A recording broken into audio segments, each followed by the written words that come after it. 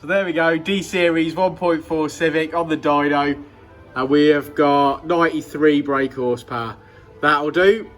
Keep your eye out on this car because there's something happening.